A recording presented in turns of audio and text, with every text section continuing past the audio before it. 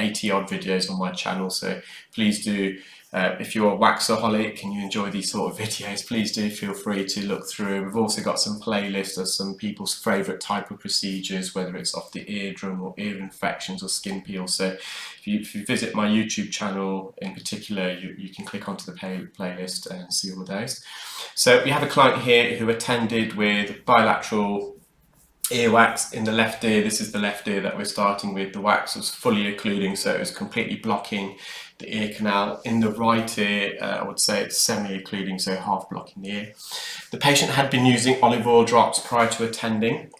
So the drops did an okay job at softening the lateral part of the earwax. So the lateral part of the earwax is the wax that we can see right now, nearer to the eardrum. But the wax deeper in the ear canal wasn't penetrated and softened using the drops. The drops just couldn't get through the wax. So the patient also has a slightly narrow ear canal, and the ear canal is also a bit twisty.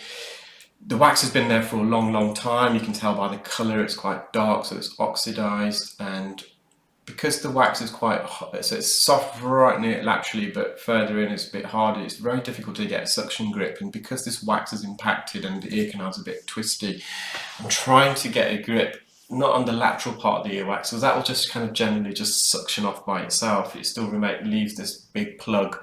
So if we can try and get a suction grip, a fulcrum almost, a bit deeper on the earwax, then we can try and prise it out, but it's very difficult. So you can see I'm just tugging away at this wax now. I've decided to just go back to the very lateral part, but you'll see as the procedure goes on that it was quite a challenge. So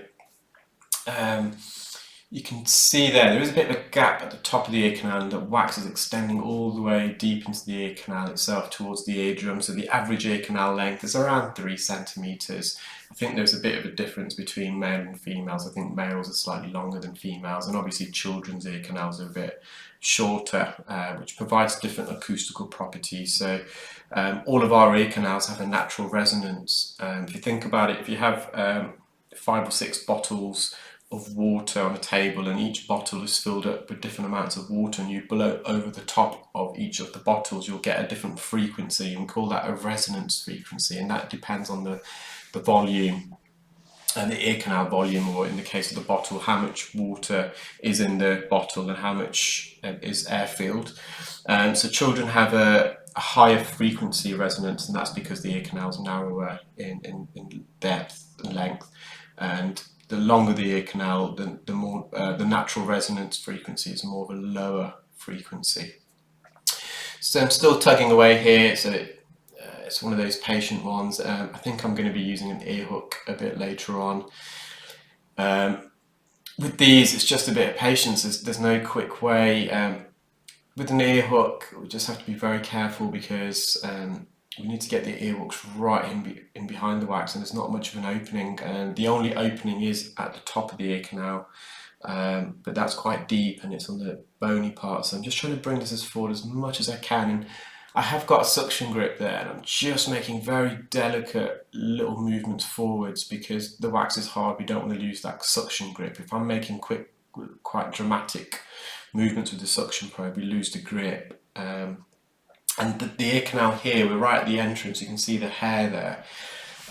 It is quite a twisty entrance as well, so I'm trying to manipulate the wax, trying to bring it forwards. If I just extract it in a straight line, it's going to be hitting the entrance of the ear canal, the cartilage. So not only am I trying to bring it forward, I'm trying to rotate this wax so we can get it towards the entrance, which allows us to remove it easier. And I don't know if you can see that just behind the ears there, the tip of that wax is, I'm trying to move it to the left almost, where the ear canal entrance is.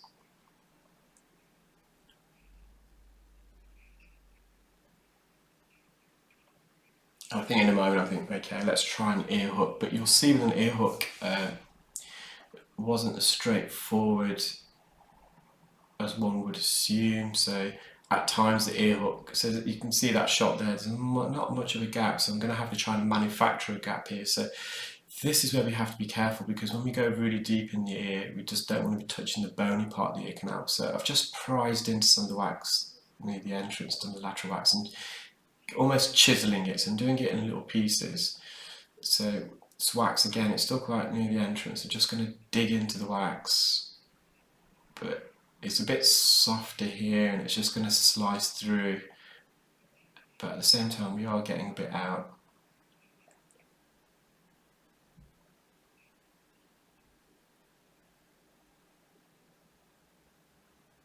And it's not uncommon during an earwax removal procedure that we alternate between different instruments, and sometimes you guys might have been wondering, well, why did I spend a few minutes with a suction probe? But when you're in the ear, you get that feeling that it is coming forward, so you kind of persevere.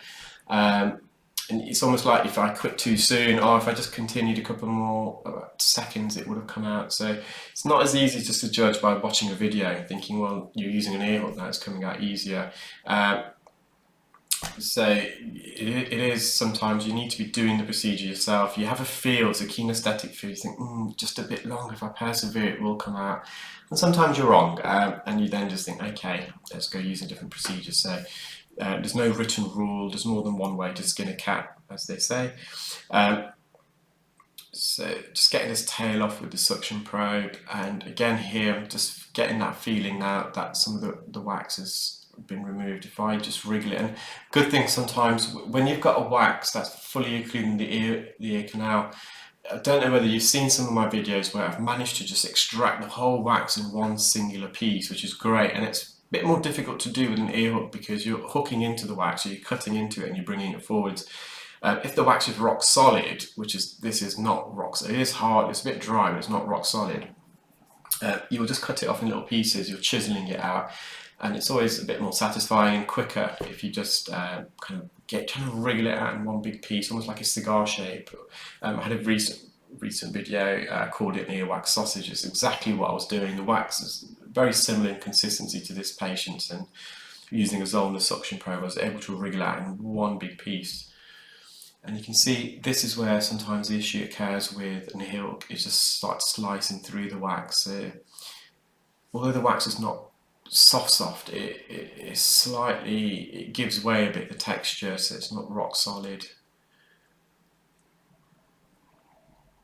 And there is quite a prominent bend in this ear canal, it's quite twisty, and you can see that bend just there. You can see the cartilage, and past that cartilage this ear canal rears off to the left, almost at a 45-degree angle. So I've got most of the lateral wax out. We're just now working with this big plug, which is a bit deeper in the ear. It's very dry, it's very coarse, so I can remember this patient, as I was bringing it forward, he could feel that friction. It was quite a rough end, and in the end I thought, well, let's just get an ear hook in there a bit deeper, but again I'm just going to just slicing it, and there's just a gap there just at the top, but that's on the bony part, and I just have to be careful, and I've managed to get the ear hook in behind, and I'm just going to pull this out now. It wasn't possible to do that right at the beginning of the procedure because there was no opening there, and even that, it was something that I felt I had to do because it just wasn't really getting it any further with the Jobson horn. The Jobson horn would have been ideal because you're not risking touching the ear canal wall, but I just felt at that stage, well, there's a bit of a gap, let's with a steady hand just get that, because remember the ear hook's quite sharp, and when we're putting the ear hook deeper in the ear, when these patients are awake as well, no general anaesthetic, no like local anaesthetic, and you want to avoid touching the bony part of the ear canal. But in the end, the ear hook was the best micro instrument for this ear. I'm just going to mop up now with the Zollner suction probe, so you don't need the ear hook anymore. There's a bit of wax there at the base of the ear canal and the anterior wall, so I'm just using a fine end now. We're just going to delicately peel as much of this off as we can.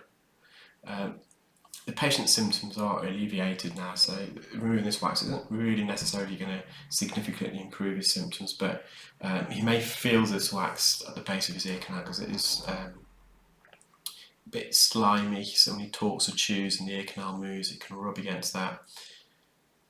So just a bit now, this is the bony part of the ear canal, so just be very careful. I'm just hovering over, just gently vacuuming. There's a bit of skin there as well. You can just see that skin which is just suctioned off.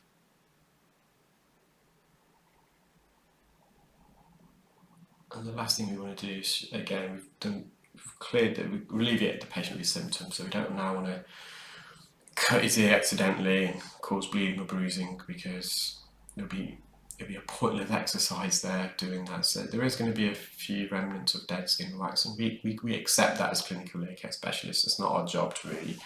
And a bit of wax, dead skin, it's healthy, it's natural, we all have it. So a bit of skin there that just kind of gently peeled off when I was hovering over the canal.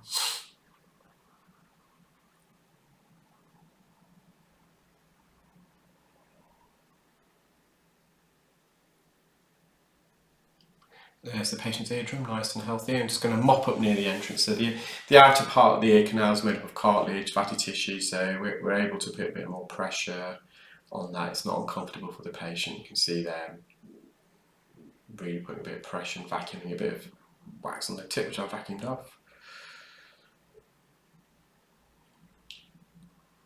Yeah, so this video kind of illustrates the dual purpose of suction and ear hook sometimes. Even if the suction probe is not removing and extracting the wax completely, it can bring it forwards enough where it creates even the smallest of openings where we can then use other instruments to get in behind. So just over to the right side of this wax, the outer part's a bit mushier. You can see there's a bit of dead skin there, so we're just going to peel this off. But the more medial wax was similar to the patient's left ear, so once I've removed this, I think I'm just going to go in with an ear hook. There's a bit, as I said, this is more, I don't think it was fully occluding, I think it was semi-occluding or 3/4 occluding.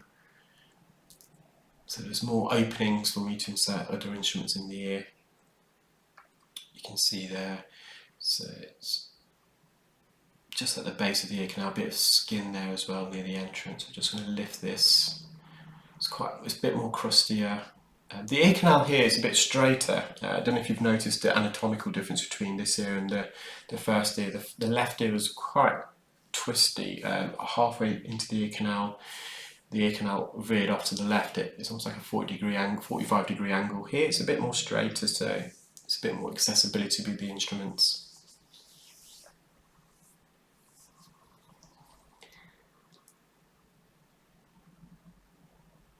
Here we are, that's quite deep in the ear, it's about 2 centimetres into the ear canal, but managed to get into that little opening there. Prior to the earwax, I came out a big chunk, and I've brought the rest of the wax forward. So we're on the cartilage portion now, so I'm not too concerned if I glide the ear hook in between the wax and the ear canals. It's not going to be uncomfortable. See the eardrum in the distance, just a bit of a big plug here, so let's remove this.